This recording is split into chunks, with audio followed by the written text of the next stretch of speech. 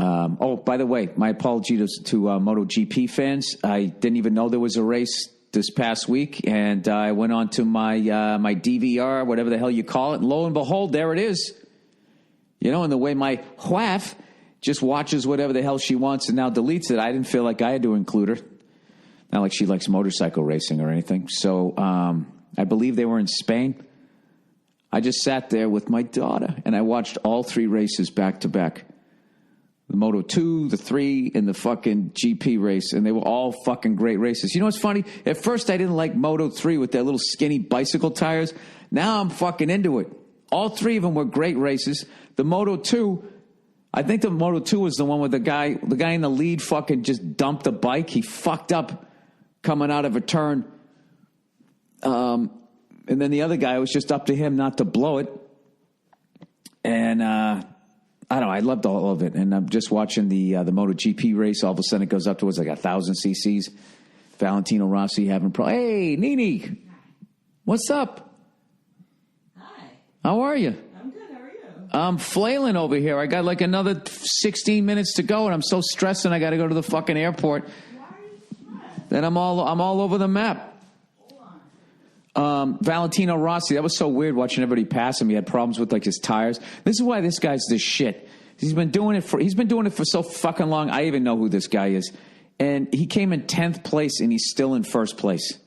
That's pretty goddamn impressive this early into the season. And I kind of became a fan of that Johan Zarco. I like the bike, all black, and he just was fucking passing everybody. He ended up being in, I don't know what he finished, like 4th maybe? He's a French guy. I like the French. I don't know, but I'm totally into it. I don't know any of the fucking names. I know Marc Marquez, right? That's it. I'm looking at all these other names. I got them all, a whole list here. I could pretend like I know these guys off the top of my head. I don't. I have no idea who any of these guys are.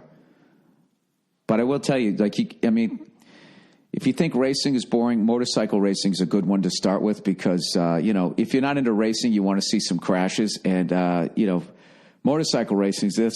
Literally the guy, just imagine with every fucking stock car race, every time there was an accident, the guy like flew out of the car. I'm not sitting there saying I want to see anybody get hurt, but it is riveting. It's just fast. Like, first of all, the level of technology of the suit that they can be going like 150 miles an hour, lay the bike down. They lean too far. They fucking hit their knee or some shit. I don't know what happens. The handlebar hits the ground. They're so low. And it causes the bike to slide out from underneath them. And they're going like, whatever, 130 miles an hour. Just slide and they pop right back up. Because the suits are made out of space-age leather. It's funny, when I had my brief motorcycle riding career out here in L.A. before I smartened up and realized that I'm not a motorcycle guy. I am a fan, but I was riding scared, and everybody's texting, and something bad was going to happen, man. I actually was going trying to think of how to protect myself, and I was thinking I was going to get either a Ducati or I was going to get that Harley, that throwback 70s one. And I was going to buy one of those MotoGP suits. It was probably going to cost more than the bike.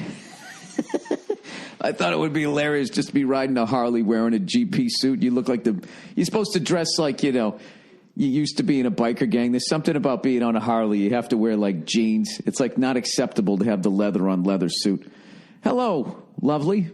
Hello, handsome. What's going on? Nothing. I was just going to say, what's even more boring than watching racing? You just don't like it at all. Well, listening to you talk about racing is probably more boring than actual racing. Wow. Like, for hours, it feels like. Just a swarm of killer bees. That's what it sounds like. Just, like, why? How? Why? You're waiting to watch the crash, right? I was hearing you from the kitchen. Did you, like, that's literally what because it's so fucking boring. Like, that's the level to which like the boredom you feel when you watch it, like you're waiting for an accident. Like that's where your mind goes to the dark place because you're so bored. You're like, what if someone just like crash? No. It's that boring? God, it's boring.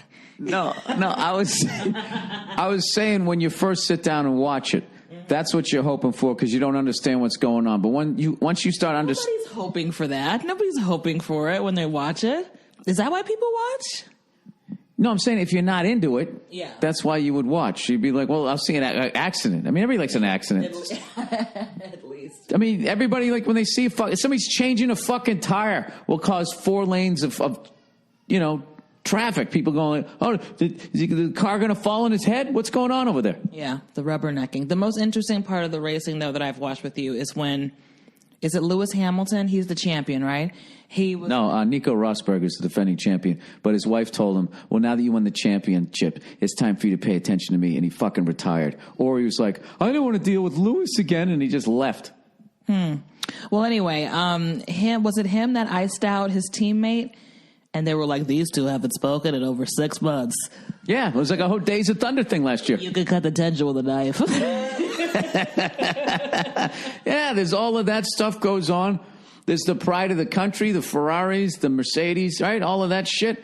And then once you get into like the different tires, when to pit, the strategy of it and all of that, it's amazing. And this year, the adjustments that they've made on the cars, there's way more passing. I'll tell you, last year was a little boring where it's like it was a race to the first turn. Whoever got to there first just held that position for the rest of the race because you couldn't pass them.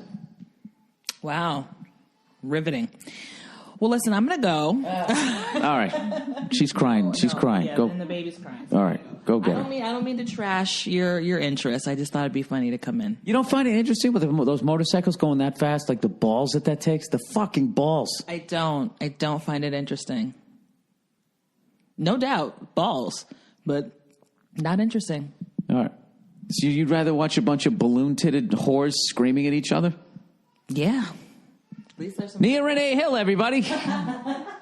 There you go. And that's that right there. That is the fissure in our relationship. That's the fault line right now. You know what? At some point, we're going to talk about the fact that you spend like hours watching people fight each other on World Star and all these other kind of websites, but then you want to come at me because I watch Real Housewives and people are arguing. They never get to the fight. Every time they're about ready to fight, a cameraman breaks it up. If those women would beat the shit out of each other, I'd watch it. If you just sit there and say mean shit to one another while somebody dabs at their eyes with tissues, it still bugs me to this day that white woman spit in fucking Miss New York's face, and they owed it to her. They owed it to her to give her a couple of fucking swings. That's a good point. Oh, the way she did the about face, like that was the end of it after she spit in somebody's face. That's true. They should have let her beat her ass. Well, there you go. That's why I don't like reality TV. Pop off! Pop off!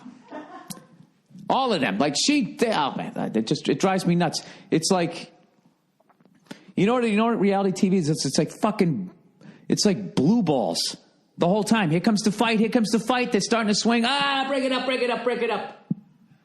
The tension just keeps building and it never happens. It's like, when there's a big fucking UFC fight coming up, right? Imagine if they just kept running the promo and Joe Rogan just kept getting more and more amped up about how great the fight was going to be. And then it never happened.